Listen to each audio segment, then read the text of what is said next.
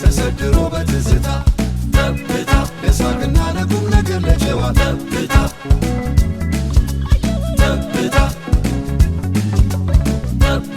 ተሰድሮ በትዝታ ለሳቅና ለቁም ነገር ለጨዋታ እንዲሁ ጀመረ በሰላምታ ጠብታ ቲቪ መጽሔት። እሺ ተምዬ፣ የልጆች መማሪያ መጽሐፍ ላይ ሞተህ ፎቶህን አይቼዋለሁ። ምንድን ነው? አንተ ብቻ ሳትሆን ብዙ የጥበብ ሰዎች አሉ። ስለሱ እስቲ ግለጽልኝ። አድዬ፣ አሁን በትምህርት ሚኒስቴር የእይታና ክወና ጥበባት ትምህርት ክፍል የሚል አዲስ ትምህርት ክፍል አውጥተዋል እና ለዛ ደግሞ የተለያዩ የኪነ ጥበብ ሰዎችን በተለያዩ የክፍል ደረጃ ላሉ ልጆች መማሪያ አድርገው መጽሐፍቶች አዘጋጅተዋል። እኔ የወጣሁበት መጽሐፍ ሁለተኛ ክፍል ላይ ያሉ ልጆች የሚማሩበት ነው። በጣም ብዙ ትልልቅ የኪነ ጥበብ ሰዎች ናቸው እዚህ መጽሐፍ ላይ የተካተቱት። እኔ አለሁኝ፣ ቴዲ አፍሮ አለ፣ ጂጂ ያለች፣ ዶክተር ሙላቱ አስታጥቄ አለ፣ አፈወርቅ ተክሌ ሜትር አርቲስት አፈወርቅ ተክሌ አለ። ከውዝዋዜ እኔንና እንዬን ነው ያደረጉት። እንዬ ታከለን ለእኔ አድዬ በጣም በጣም በጣም ትልቅ ነው። ስሰማ ማመን ያቃተኝ በአሁን ሰዓት ያሉ ከእንግዲህ አይ ቲንክ መጽሐፉ ከወጣ 2 ዓመት 3 ዓመት ይሆናል። ከ2 እና 3 ዓመት ጀምሮ ያሉ የሁለተኛ ክፍል ተማሪዎች ልክ እኔ ልጅ ሆኜ አበበ ቢቂላን እንደተማርኩት፣ አብዲስ አጋን እንደተማርኩት፣ ሌሎች ትልልቅ ዶክተር አክሊሉ ለማን እንደተማርኩት ዛሬ እኔ በሰራሁት ስራ የሀገሬ ልጆች ሊያውም ለሁለተኛ ክፍል ተማሪዎች እነዚህ ማለት ንጹህና ነጭ ወረቀቶች ናቸው። ለነዚህ ልጆች አርአያ መሆን ይችላል ብለው ስራዎቼን መዝነው እንዲህ አይነት መጽሐፍ ላይ ስላወጡኝ እውነት ሀገሬ በትልቁ እንደከፈለችኝ እና ሐውልት ሕያው የሆነ ሐውልት እንደቆመልኝ ነው የሚሰማኝ። እናም የስራን የልፋትን ከማን ምንም ሳይጠብቁ የመታተርን ውጤት አይቼበታለሁ። በጣም በሚገርም ሁኔታ በጣም በርካታ ልጆች እየተማሩኝ እንደሆነ ሳስብ እውነትም ሀገርን ባህልን መወከል እንዲህ ነው የሚከፍለው። መቼም ሁላችንም እንደምናውቀው ትምህርት ሚኒስቴር ማንም ሰው መጽሐፍ ላይ አውጡኝ ስላለ የሚያወጣ አይደለም ብዬ አምናለሁኝ። በፊትም ኢትዮጵያኖችን ታሪካቸው ተመዝኖ ካሉት ትውልዶች ውስጥ በጥናት በጣም ይሄ ለትውልድ በቂ ማስተማሪያ መሆን ይችላል ተብሎ ሲታሰብ ነው የሚወጣው ብዬ አስባለሁ። በዚህም ደግሞ በጣም በጣም በጣም ደስተኛ ነኝ። ይበልጥ እንድሰራ፣ ይበልጥ ለሀገሬ ብዙ ነገር እንዳበረከት ትልቅ የሞራል ስንቅ ሆኖኛል። አድዬ በጣም የሚገርም ነው። አላመንኩ፣ ይሄንን ስሰማ አላመንኩ። በአጋጣሚ ሰፈሬ ትምህርት ሚኒስቴር የምትሰራ ለቅሶ ላይ ተገናኝት አልተጠራው አላቅም። መጽሐፍ ላይ መውጣቴንም አላቅም። ያነበበ ሰው ነው የነገረው። ትምህርት ሚኒስቴር የምትሰራ የሰፈራችን የአስቴር በዳኔ ኢየሩሳሌም በዳኔ ትምህርት ሚኒስቴር ነው የምትሰራ። አስቴር በዳኔ አንድ ሰፈር ነን ያለ ነው እና የዛ ሰፈር የሰፈር ለቅሶ ኖሮ ቀብር ላይ ነው ይሄንን የነገረችኝ። ማመን ያቃተኛል። ማለት እኔ መማሪያ መጽሐፍ ላይ ወጥቻለሁ ብዬ አስቤ አላቅም። እና ወዲያው አገኘሁ መጽሐፉን አየሁ። በጣም ብዙ ፈልጌ ያገኘሁት በጣም ብዙ ፈልጌ መጽሐፎቹም የሉ በአብዛኛው ምክንያቱም ለየትምህርት ቤቱ የሚበተን ነው መጽሐፉ አዲስ መጽሐፍ ስለሆነ። እንግዲህ በመላው ሀገሪቱ ያሉ የሁለተኛ ክፍል ተማሪዎች የተመስገንንና የተመስገን ልጆች የሰራነውን ታሪክ እየተማሩ ነው ማለት ነው። ማን ናቸው የወጣችሁት እዚያ መጽሐፍ ላይ? እዛ ላይ በጣም በርካታ ሰዎች ነው ያሉት። አይ ቲንክ መጽሐፉ ይመስለኛል እስከ 8ኛ እስከ 6ኛ ክፍል ላሉ ተማሪዎች የተዘጋጀ ነው በየክፍል ደረጃው ማለት ነው። እና ከኔ ጋራ እንዬን አይቻታለሁ። ሌሎችም ብዙ ታሪክ ያላቸው ከውዝዋዜ ማቀው የኔንና የእንዬን ነው። ሌላ በክሊፕ ደረጃ የተለያዩ እንትሎች ላይ ሰርተሃል። ስለሱ እስቲ ትንሽ በጣም ብዙ ክሊፖች ነው ያሉኝ። በጣም በርካታ ክሊፖች ነው የሰራሁት። የኔ የመጀመሪያ ክሊፔ እኔ እድለኛም ነኝ መሰለኝ ልክ ከሀገር ፍቅር ምንድነው ከህፃናት ቲያትር ገና ሀገር ፍቅር እንደመጣው እና አብዮት እና ሌሎች ትልልቅ ተወዛዋዦች የሚሰሩበት የግርማ ገመቹ በሰዓቱ በጣም ትልቅ ክሊፕ ነበረ። ኦሮምኛ ጎና ሱታሬ ሲየወነ ወይ ሱካሬ ገራም ሲያ የሚል ሙዚቃ ነበረ እና ገና እኔ ፍሪ ሰርቪስ ነኝ። ገና ከመግባቴ ያንን ክሊፕ እንድሰራ ተመረጥኩኝ ማለት ነው። እና ክሊፕ ራሱ የጀመርኩት ከና አብዮት ጋር ከህፃናት ቲያትር ገና እንደመጣው በጣም በትልቁ ነው የጀመርኩት። በጣም በርካታ ክሊፖች አሉኝ። በተመስገን ልጆች ደግሞ ባላገሩ ጉራግኛ ባይ ባይንና የካሳውን እሸቱን ደግሞ አውዳመትን ክሊፕ ሰርቻለሁኝ። አሁን ከራሴ ክሊፖች ጋር ጨምሮ 28 የሚሆኑ ክሊፖች ደግሞ ዳይሬክት አድርጌያለሁ እና ብዙ ህፃናት ቲያትር ደግሞ ማደጌ ብዙ ነገር ጠቅሞኛል። ስለ ብዙ ነገር እንዳውቅ፣ ስለ ብዙ ነገር እንዳስብ። ምክንያቱም በ12 ዓመቴ በጣም ትልልቅ ደራሲያን፣ በጣም ትልልቅ አዘጋጆች፣ በጣም ትልልቅ የሙዚቃ ሰዎች ሲሰሩ ሲያዘጋጁ እግራቸው ስር ቁጭ ብዬ ለማየት ለመማር ችያለሁ እና በጣም ሰፊ አድርጎኛል። ክሊፖቼ ላይ ብዙዎቹን ነገሮች ቦታ መመርጠው እኔ ነኝ። ልብስ ዲዛይን አደርጋለሁ፣ ስክሪፕት ጽፋለሁ፣ ዳይሬክት አደርጋለሁ፣ ኮሪዮግራፊ እሰራለሁ። እኔ ራሴ ክሊፖቹ ላይ እሳተፋለሁ እና በጣም ብዙ የኪነ ጥበብ ስራ እንድሰራ አግዞኛል። ሀገር ፍቅርም ሲሄድ ተመሳሳይ ነገር ነው የገጠመኝ። እንደምታውቂው በጣም ትንሽ ልጅ ሆኜ ነው ሀገር ፍቅር ሄድኩት። ለትንሽ ልጅ ደግሞ ብዙ እድል ይሰጣል፣ ብዙ አስተማሪ አለ። ስለዚህ እነዛን ሁሉ እድሎች ለመማር ለመጠቀም ችያለሁ። በዛ ደግሞ የብዙ ሰዎች እጅ እኔ ላይ አለ ብዬ አስባለሁ። እያንዳንዱ ሰው እንደራሱ ተከታትሎ ይሄን አድርግ፣ ይሄን አታድርግ፣ እጅን እንዲያርግ፣ እንዲሳቅ፣ እንደዚሁን እያለ ያስተማረኝ ሰው ነኝ እና እዛም በጣም ብዙ ትልልቅ ከዶክተር አርቲስት ጥላሁን ገሰሰ ጀምሮ ብዙ ሰዎችን ብዙ ትልልቅ የኪነ ጥበብ ባለሙያዎችን ለማየት ለማግኘት ችያለሁ በልጅነቴ እና ይሄ ሁሉ ለእኔ በጣም ትልቅ እድል ሆኖልኛል እና የዚህ የኔ መጽሐፍ ላይ መውጣት የኔ ብቻ አይደለም። የኔ የቤተሰቦቼ፣ የአስተማሪዎቼ፣ የኔ ልጆች ራሱ የተመስገን ልጆች የሁላችንም የልፋት የመጨረሻ ጥምርና ድምር ውጤት ነው ብዬ አስባለሁ። ከአንባቢያን ይመጣለት አስተያየቶች በጣም ስቲል አሁን ድረስ መጽሐፉን የት ነው የምናገኘው የሚሉ መጽሐፌን አንብበው የነገሯቸው ሰዎች መጽሐፎቹ ስላለቁ ከአንዴም ሁለቴ ታትሞ ያለቀ ስለሆነ የት ነው የምናገኘው የሚለው በጣም ትልቅ ሀሳብ ነው የሚነሳበት ማለት ነው። ጥሩ ቢሆን ነው እንግዲህ የታተመው መጽሐፍ አልቆ ሌላ ታትሞ አሜሪካንም እንደገና ሌላ እትም ነው ይዤ ሄድኩት የነበረው። እንደ ሶስተኛ እትም ስለማልቆጥረው ነው እንጂ አሁን የሚታተመው አራተኛ እትም ማለት ይቻል ነበር። አሜሪካን ይዤ ሄድኩት ሌላ እትም ነው እና እሱን ራሱ በጣም እዛም በጣም ብዙ ሰው ነው የወደደው። በጣም ትልቅ ከአንድም ሁለት ቦታ ነው የተመረቀው። በዚህ አጋጣሚ በጣም የምወደው በጣም የማከብረው ፕሮፌሰር ኃይሌ ገሪማ ሳንኮፋ መጽሐፌ ሲመረቅ የክብር እንግዳዬ ነበር። አረባክ እና በጣም ደስ ይላል። በሱም አማካኝነት ሃርቫርድ ዩኒቨርሲቲ 2 ቀን ስፔሻል ክላስ እንዳስተምር የኢትዮጵያን ዳንስ እንዳስተምር ስፔሻል ክላስ 2 ቀን እድል ተፈጥሮ ነበረ። በጣም ትልልቅ ሰዎች ይሄን ትልቅ ነገር ተደብቀናል እንዴት ነው በደንብ አብራራለን እንጂ እኔ ብዙ መስራት ጋር ይመስለኝ እግዚአብሔር ይመስገን እና በጣም ትልቅ እድል ነው። እሱም በጣም ትልቅ ሰው ነው። በጣም ትልቅ ባለሙያ ነው። በዚህ ላይ ለሀገሩ ያለው ለባህሉ ያለው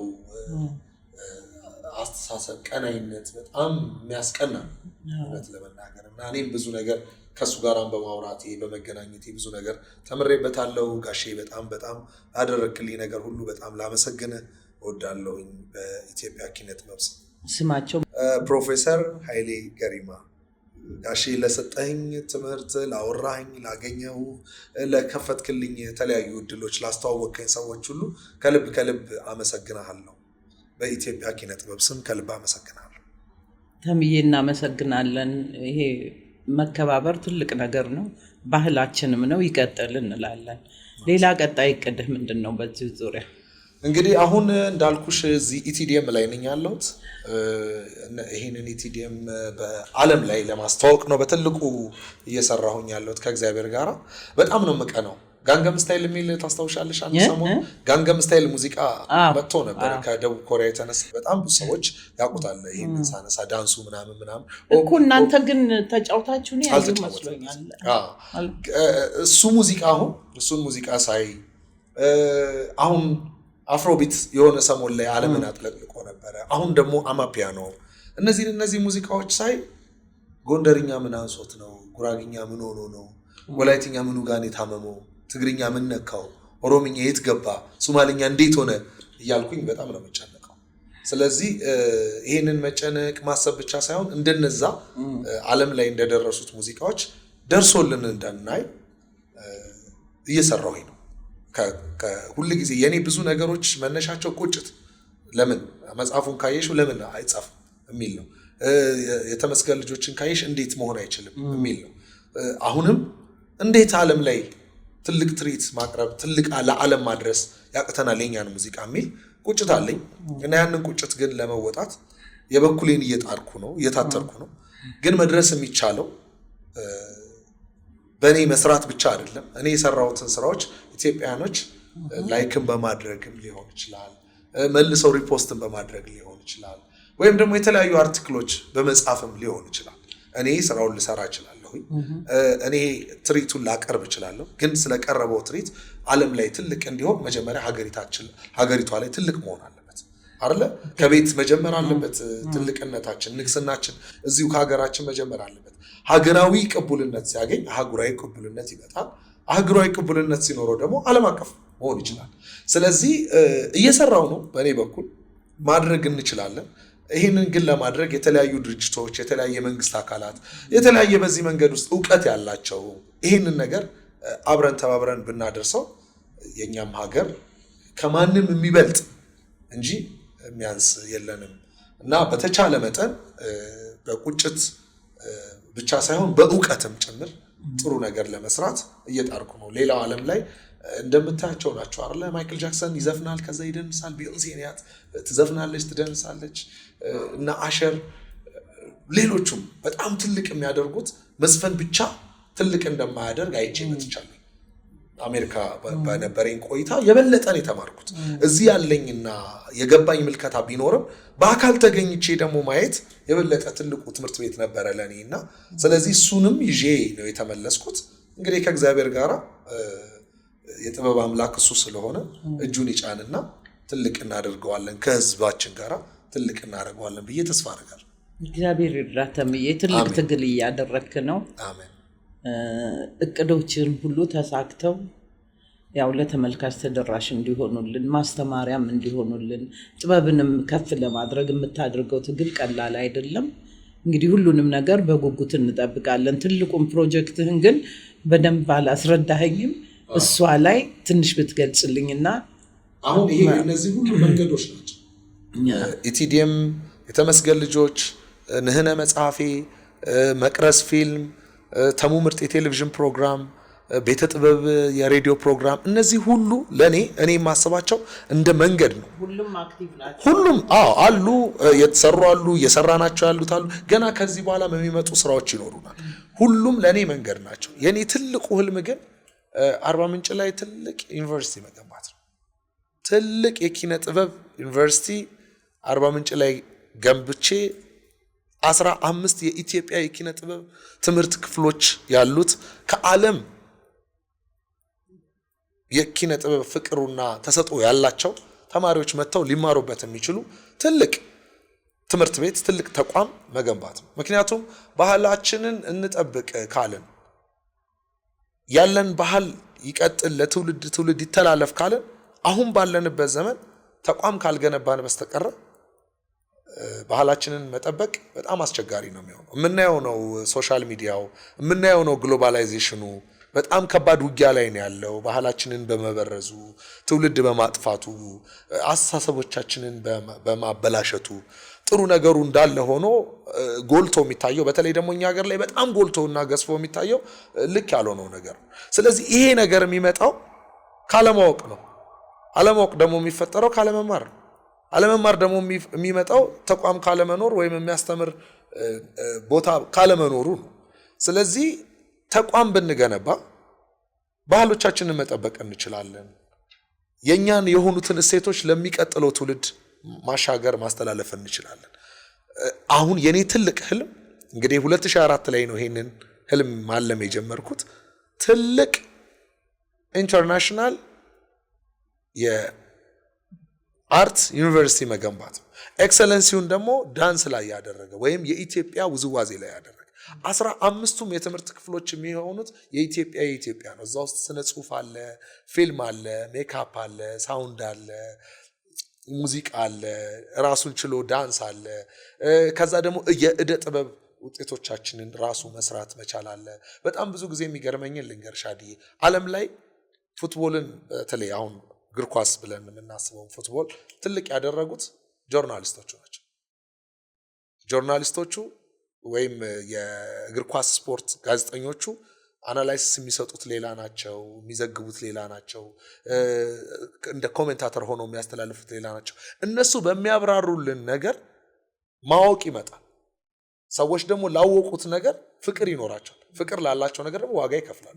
አሁን ዓለም ላይ ትልቁን የገንዘብ ኢንዱስትሪ የሚያንቀሳቅሰው ፉትቦል ነው። ይሄ ደግሞ የሆነው ጋዜጠኞቹ ናቸው።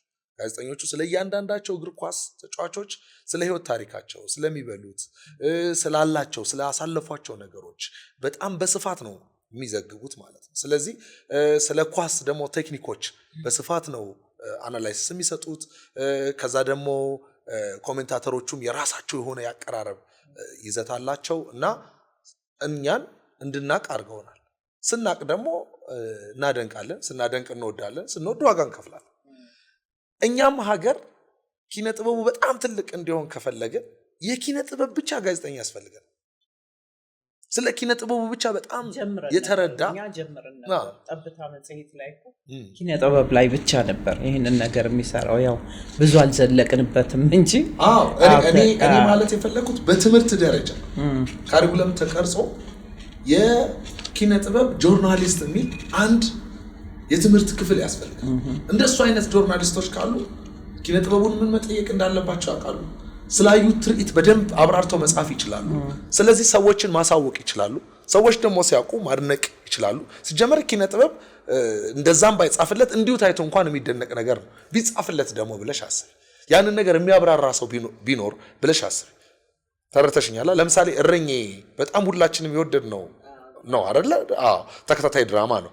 ስለ እረኜ በጣም በርካታ ጽሁፎች ቢጻፉ እኛ ባላየነው አንግል ወይም ባልተረዳነው መልኩ ማስረዳት የሚችሉ ጆርናሊስቶች ቢኖሩ፣ የተለያዩ ዶክመንቶች ቢወጡ እንዴት የበለጠ እረኜን ገብቶን ተረድተነው አድንቀነው እና ወደነው ከዛ ደግሞ ለእረኜና ለመሳሰሉት ሌሎች የኪነ ጥበብ ስራዎች ዋጋ መክፈል እንደምንችል ህዝብ ለህዝብን አስብ።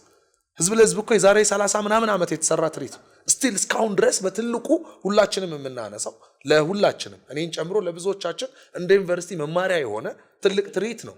ይሄንን ትርኢት ምን ተሰራ፣ እንዴት ተሰራ፣ ማን የሰራው፣ ውስጡ ምን አይነት ኤሌመንቶች ተጠቅመዋል፣ ምን በማድረጋቸው ነው ይሄ የመጣው ምናምን የሚሉ በርካታ ጥያቄዎች አሉ። እነዛን አብራርቶ ተረድቶ የሚጽፍ ሰው ቢኖር የበለጠ በሌላ አይን እንድናየው የሚያግዘን ይሆናል ማለት ነው። ስለዚህ አንዱ ሌላኛው የኛ ዩኒቨርሲቲ ውስጥ እንዲኖር የምፈልገው የትምህርት ክፍል የኢትዮጵያ ኪነ ጥበብ የጋዜጠኝነት ትምህርት ክፍል እና እንዲህ አይነት 15 ትምህርት ክፍሎች ያሉት በጣም ትልቅ ለሀገርም ለአህጉርም ለዓለምም ትልቅ አበርክቶ የሚኖረው በጣም ብዙ ሰዎችን፣ ብዙ ትውልዶችን፣ ብዙ የኪነ ጥበብ ባለሙያዎችን በእውቀት አንጾ አብቅቶ የሚያወጣ ትልቅ ተቋም ለመገንባት እሱ ነው የኔ መጨረሻ ትልቁ ህልሜ ብዬ አስባለሁ። እንግዲህ አሁን ላይ ባለሁበት አስተሳሰብ አላቅም። ይሄ እንግዲህ ለመንግስት በተለይ ለሚመለከታቸው አርባ ምንጭ ላይ ላሉ ለሚመለከታቸው የከተማ አስተዳደሮች፣ የኢንቨስትመንት ቢሮ ኃላፊዎች ይሄ ነገር እውነት ለመናገር አርባ ምንጭን በዓለም ላይ ትልቅ ነው የሚያደርጋት። በጣም ጥሩ ጥያቄ። አርባ ምንጭን የመረጥኩበት ምክንያት አንደኛ ከኢትዮጵያ ብሔር ብሔረሰቦች አብዛኛው ያለው ደቡብ ክልል 56ቱ ብሔረሰቦች ያሉት ደቡብ ክልል። እንደገና አርባ ምንጭ ከአዲስ አበባ አርባ ምንጭ ድረስ አየር ማረፊያ ያለው ጂኦግራፊካል አቀማመጡ ለ56ቱ አማካኝ ቦታ ላይ ነው ያለው አርባ ምንጭ ከተማው ማለት ነው።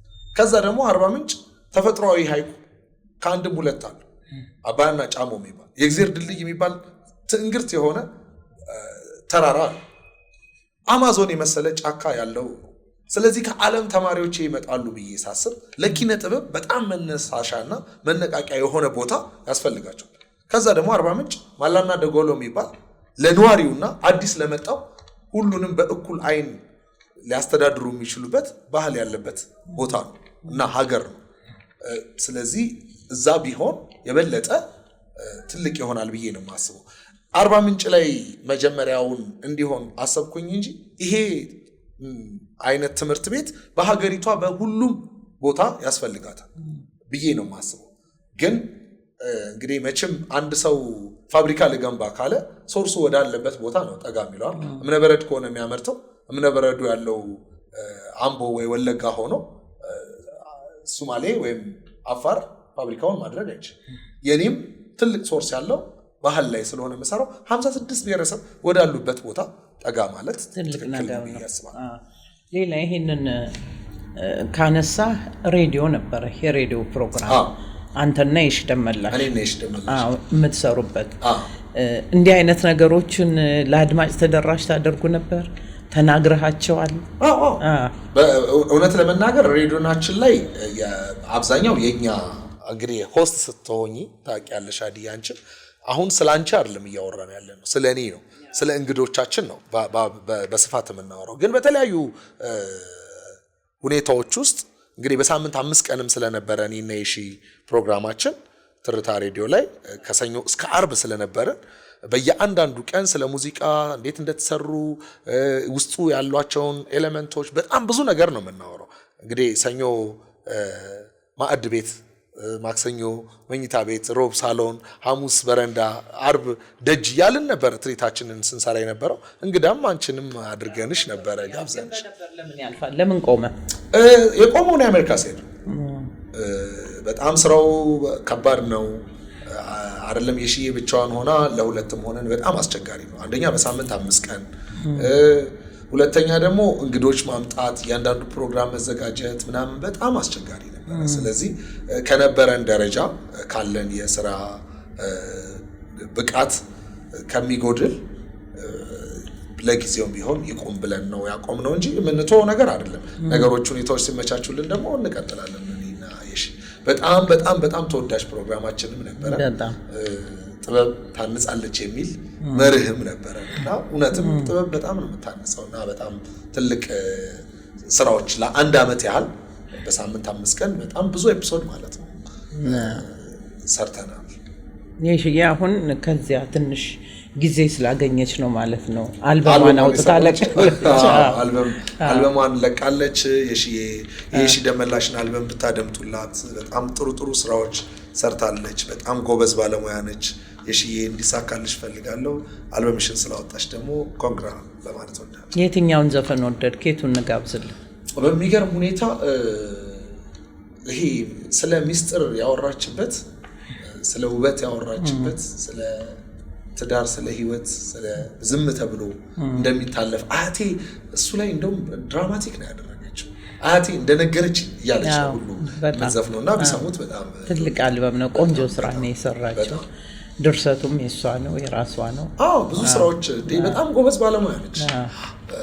በጣም ብዙ ትልልቅ ነገሮች ነው የምታስበው የምትሰራው። ያው እንግዲህ የሰራችውን ስራ አውጥታለች።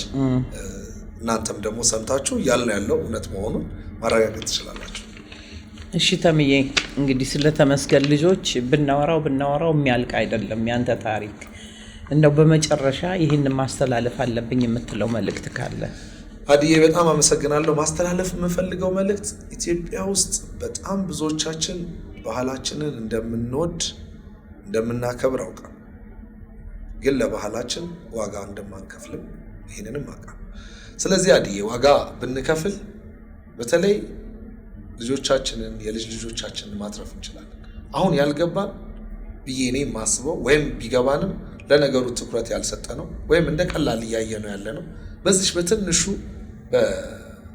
ማህበራዊ ድረገጹ ብቻ እንኳን እየተዘዋወረ ያለው ነገር ብዙሃኑ የኛን ባህል የማይወክል አኗኗራችንን የማይናገር በጣም የሚያሳፍር እና አንገት የሚያስደፋ እንዴ እውነት ኢትዮጵያን እንዲህ ነበርን እንዴ የተደበቀ ይሄ ሁሉ ማንነት ነበረን እንዴ የሚያስብል ነው። ይሄ ሁሉ እንዲወጣ የሚያደርገው ባህልን ወይም ማንነትን አለመረዳት ነው፣ አለመረዳትና አለማወቅ ነው። ስለዚህ ባህላችን ላይ በጣም ትኩረት ብናደርግ ነውር የሆነውን በኢትዮጵያ ነውር ነው አይደል? ነውር የሚል ቃል ራሱ እኮ በጣም ጽዩፍ መሆኑን የሚናገር ቃል ነው። ስለዚህ ነውር የሆነውን ነውር ነው ብንል በጣም ደስ ይለኛል። በአብዛኛው የተለጠፉትን መጥፎ ነገሮች ትልቅ የምናደርጋቸው የምናይ ሰዎች ነን። ትክክል። ስለዚህ የነውረኞቹ ተባባሪ የሆንን ከሆነ እኛም ነውረኞች ነን ማለት ነው። እሱን ማድረግ ብንተው የምናያቸው ሶሻል ሚዲያ ላይ ትልልቅ ጥሩ ስራ የሚሰሩ ስራዎች ምንም ያህል ቪው የላቸውም። መጥፎ ነገሮች ናቸው በጣም የሚጮሁት። ያ ስለሆነ የሚለጠፉት ተምብሌኖች እንኳን እንዴት አይነት አሳፋሪ እንደሆኑ ማለት ነው። አዲዬ እውነት ግሎባላይዜሽኑ ቻሌንጅ ለማድረግ ወይም ደግሞ ለማስቀረት እንደዚህ በቃላት መምከር ሳይሆን ጥበብ አስተማሪ ናት። ጥበብ አገር መሪ ናት። ብዙዎችን ከኪነ ጥበብ ዘርፍ አኳያ እንዲህ አይነት መልእክቶች ቢተላለፉ ሰው ጆሮ ሊሰጠው ይችላል፣ ትኩረት ሊሰጠው ይችላል። በወሬ ደረጃ ግን እንዲህ ብንናገር አያዳምጥም። እውነት ነው። ግን በጣም በተደጋጋሚ ሁሉም ሰው ይሄንን ነገር ቢለው፣ ሁሉም ሰው ይሄን ነገር ቢከተለው፣ ከዛም ውጪ ቅድም እንዳልኩት ለምሳሌ አንድ መጥፎ ነገር ሲለጠፍ ወይም የሆኑ ግለሰቦች የግል ታሪክ ሲሆን ተምብሌኑም ሐሳቡ ባለማየት እኮ ነገሩን ምንም ማድረግ እንችላለን። እኛ ግን በማየት እንተባበረዋለን፣ በማየት ትልቅ እናደርገዋለን። ዜና የሚመስለን በጠቅላላ መጥፎ ዜና ነው። መጥፎ ዜና ትውልድ አይሰራም፣ አገር አይሰራም። ያፈርስ ከሆነ ነው እንጂ እኔ ትውልድ ይሰራል ብዬ አላምንም። የግለሰቦች ጉዳይ የነሱ የግላዊ ጉዳያቸው ነው። እኛ እንደ ህዝብ ምን አገባን? በጣም ጽዩፍ የሆኑት ነገሮቻቸውን ደግሞ በአደባባይ እውቅናንም ለማግኘት ብለው የሚለጥፉ ደግሞ ግለሰቦችም አሉ። እነዛም ሰዎች መወገዝ አለባቸው። እውቅና እኮ ሁለት መንገድ ነው፣ አንድ በጥሩ አንድ በመጥፎ አይደል? የትኛው ነው ትክክል፣ የትኛው ነው ዘላቂ፣ የትኛው ነው ጠቃሚ የሚለውን ላይ በጣም አጽንኦት ሰጥተን መነጋገር አለብን። እንደ ህዝብ አቋም ልንይዝ ይገባል ብዬ አስባለሁ። እኔ መጥፎ ነገርን የሚከተል ሰው አይደለሁም ስንል ያንን ነገር ባለማየት ያንን ነገር ላይክ ባለማድረግ ልንከተለው ይገባል። ብዙዎቻችን ርዕስ ብቻ እንኳን በማየት የምንሳደብ፣ ርዕስ ብቻ በማየት ብዙ አላስፈላጊ አስተያየቶች የምንሰጥ ሆነናል እና ይሄ ነገር ደግሞ ትውልድ ያጠፋብናል። ትውልድ ከጠፋ ሀገር ይጠፋል ማለት ነው እና ግሎባላይዜሽኑ እንዳይበላ ባህልና ማንነታችን ላይ ትኩረት ብናደርግ እላለሁ። እሺ ተምዬ፣ ይቅርታ ሳረሳው መጨረሻ ላይ ማነሳለህ። ተምዬም በፊት ሳቀው እኔ በዚህ መልኩ አይደለም፣ የፀጉር ስታይል ለየት ብሏል። ምክንያቱ ምንድን ነው? በጣም አመሰግናለሁ አዲ። አንቺ ስታይል ክሊንከት ነበርኩኝ። አዎ እንደዚህ አይደለም። አሁን ይሄንን የፀጉር ስታይል ካደረኩኝ 7 ዓመት ምናምን ሊሆን። ለምን ምንድን ነው ይሄ የፀጉር ስታይል? ስሙ ጉትዬ ይባላል። ኢትዮጵያዊ ነው። ይሄ የፀጉር ስታይል በኢትዮጵያ ሰሜን፣ ደቡብ፣ ምስራቅ፣ ምዕራብና ማዕከላዊ ኢትዮጵያ ያለ የፀጉር ስታይል። ይሄንን የፀጉር ስታይል ኢትዮጵያን እናቶች የሚያደርጉት ለልጆቻቸው። እኔ ደግሞ ይሄንን የፀጉር ስታይል ያገኘሁት ጎጃም ነው ማለት በአብዛኛው ትኩረት ሰጥቼ እንዳየው የሆነው። ግን አዲስ አበባም በጣም ብዙ ህጻናት ልጆች ከገጠር የሚመጡ እናይ ነበረ።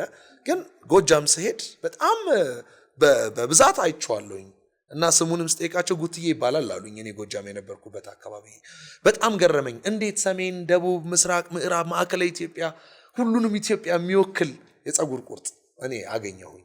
ከዛ እኔ ደግሞ የባህል ሰው ነኝ። ባህሌን ማስተዋወቅ፣ ኢትዮጵያን ወክዬ የዓለም መድረክ ላይ የምቆም ሰው ነኝ። ስለዚህ ከፀጉሬ ጀምሮ የሀገሬን ባህል ባስተዋወቅ የተሻለና ትክክል ነው ብዬ አምናለሁ። እማላቀውን የፀጉር ቁርጥ አልቆረጥም። በጣም ለኔ ምንም ስሜት የማይሰጠኝን የፀጉር ቁርጥ ከዚህ በኋላ አልቆረጥም። እኔን፣ ሀገሬን፣ ባህሌን የሚወክልልኝ የፀጉር ቁርጥ መቆረጥ እችላለሁ። ከዛ ውስጥ መሃል ደግሞ አንዱ ይሄ ነው። ይሄ ደግሞ በጣም ተመችቶኛል። በየቆምኩበት ቦታ ሁሉ ሀገሬን፣ ባህሌን፣ ማንነቴን ስለሚሰብክልኝ ይሄንን የኔ ስታይል አድርጌ ተቀብየዋለሁ። በጣም በጣም በጣም በርካታ የፀጉር ስታይል፣ የአለባበስ ስታይል፣ የጌጥ ስታይል ያላት ሙሉኡ የሆነች ሀገር ነው ያለች። ስለዚህ የራሳችንን ነገር ማክበር ከቻለን፣ የራሳችንን ነገር መቀበል ከቻለን እንዲህ ማድረግ እንችላለን። ይሄንን ነገር የግድ ሌላ ዓለም ላይ ተደርጎ እኛ ሀገር ድረስ መጥቶ ማድረግ መቀበል አይጠበቅብን። ይሄ ማለት የሌላን ዓለም ስታይል አትከተሉ እያልኩኝ ወይም መደረግ ልክ አይደለም እያልኩ አይደለም። እኔ ተመስገን መለሰ ባህላዊ ሰው ነኝ። ስለዚህ ባህሌን፣ ማንነቴን ለሚገልጽልኝ ነገር ከምንም በላይ ቅድሚያ እሰጣለሁ። ለዛ አዲዬ ብዙ ሰው ላይ ይረዳ ይችላል። ምክንያቱም እኛ ሀገር ያለው ችግር እኔ የማስበው የአብዛኛው ሰው ችግር፣ የሁሉም ሳይሆን የአብዛኛው ሰው ችግር የመጠየቅ ችግር። ሰዎች ሳይጠይቁ ነው የሚፈርጁት። ይሄ ደግሞ የሚመጣው ካለማወቅ። መጠየቅ የሚፈልግ ሰው ምንድነው አበው የሚተርቱት? መጠየቅ ያደርጋል ሊቅ ነው የሚሉት። መጠየቅ የማይፈልግ ሰው ምን ይቀርበታል ማለት ነው? ሊቅነት ይቀርበታል። ሊቅነት ከማወቅ ጋር የሚገናኝ ነው። ብዙ የሚተች ሰው የማያውቀው ደግሞ ስለማይጠይቅ፣ ከጠየቀ ምላሽ አለ። ያ ምላሽ ደግሞ ካሳመነው መከተል ይቻላል። ቆይ ብዙዎቻችን የምንከተለው ስታይል ምን እንደሆነ አውቀን ነው ወይ? እኔም በጣም ብዙ ጊዜ ክሊንከትም ሌሎች የፀጉር ስታይሎችም አድርጌያለሁ። ፀጉር ቤት ሄጄ ያምርብሃል ተብዬ እንደማንኛውም ልጅ የተቆረጥኩት የፀጉር ቁርጥ። አሁን ግን የማውቀው የፀጉር ቁርጥ በማላውቀው የፀጉር ቁርጥ ለዘመናት ቆይቼ በማውቀውና ሀገሬን ባህሌን በሚወክል የፀጉር ቁርጥ ብተች እኔ ምን ገደኝ? ምክንያቱም ሀገሬን እያስተዋወቅኩ ነው። ያወቅኩትን ነገር ነው ያደረኩት። እኔን፣ ባህሌን፣ ማንነቴን ይወክላል። ዓለም ላይ የዓለም መድረክ ላይ ስቆም ሀገሬን ያስተዋውቅልኛል። ደግሞ የሚያስተዋውቅ አዲስ የፀጉር ስታይል ይዤ ስለመጣሁ በጣም ደስተኛ ነኝ። አሜሪካ ዲዬ የተለመደ ነው ወይስ አዲስ የፀጉር ስታይል ነው? ኢትዮጵያ ውስጥ የተለመደ። አሁን ይሄ ትርጉሙን ንገረን። ዛጎሎች ናቸው ያሉት እነዚህ 5 ዛጎሎች፣ 4 ከፊትህ እንዲህ ያለ ምንድን ነው? ከነ ትርጉማቸው አስረዳና። እኔም አላውቀው። አዲዬ ይኸውልሽ እነዚህ የፀጉር ስታይሎች ዛጎሎቹ ምናምን እኔ ባየኋቸው የተለያየ ቁጥሮች ሊያስቀምጡባቸው ይችላሉ። ማለት የዛጎሎቹ ቁጥር ኮመን ላይሆኑ ይችላሉ። ግን ይሄ 3 ቦታ ያለ የፀጉር ስታይል በየክልሉ ወይም በየአቅጣጫው ስሞቻቸው የተለያዩ ሊሆን ይችላል። በእርግጠኝነት ብዙ ኢትዮጵያ ውስጥ ያሉ የትንንሽ ልጆች የፀጉር ስታይል ዛጎሉን እንደፈለግን ልናስቀምጠው እንችላለን። እኔ ትንሽ ባልሆንም ግን የማላቀውን የፀጉር ቁርጥ ስቆረጥ የነበርኩ ሰውዬ ነኝ። ስለዚህ የማቀውን የትንሽ ልጅ የሀገሬን ስታይል ፀጉር አንስቼ ትልቅ ማድረግ ግን እችላለሁ። ትንሽ የሚባለው ለእኔ ያለው አስተሳሰብ ውስጥ ብቻ ነው። ትንሽ የሚባል ያለው ያንን ትንሽ ብለን የምናስበውን ነገር አንስተን ትልቅ ማድረግ ከቻለን ትልቅ ነገር። ማን ነው ብራዚላዊ እግር ኳስ ተጫዋች ሮናልዶ፣ ትልቁ ሮናልዶ የዓለም ዋንጫ ላይ ቁንጮ ተቆርጦ መጥቶ ነበር። ቁንጮ በጣም ብራዚልም የትም በርካታ ዓለሞች ላይ ኢትዮጵያን ጨምሮ የህፃናት ልጆች ቁርጥ ነው። ግን የሀገሩን ያየውን የፀጉር ቁርጥ ዓለም አቀፍ አደረገ። ስለዚህ እኔ ዓለም አቀፍ መድረክ ላይ የምቆም የኪነ ጥበብ ባለሙያ ነኝ። በዚህ ላይ የኔ ውክልና ሀገር ነው፣ ተመስገን ብቻ አይደል። ስለዚህ ሀገሬን ወክዬ ስቆም ለሀገሬ ከሊቅ እስከ ደቂቅ ከልጅ እስከ አዋቂ መወከል እችላለሁ በኪነ ጥበብ። ይሄንን ነው የተቀበልኩት። እማላቀውን የፀጉር ስታይል አላደርግም። እማቀውን የኔ የሆነውን ግን በኩራት አደርገዋለሁ። ስለዚህ ይሄ ነው አድዬ። እንደው እዚህ ላይ ለመድረሴ ዛሬ እንዲህ ቁጭ ብዬ ታሪክን ለማውራት ያበቃኝ ብለህ ምስጋና የምታደርስለት ወይም የምታቀርበው ሰው ማን ነው?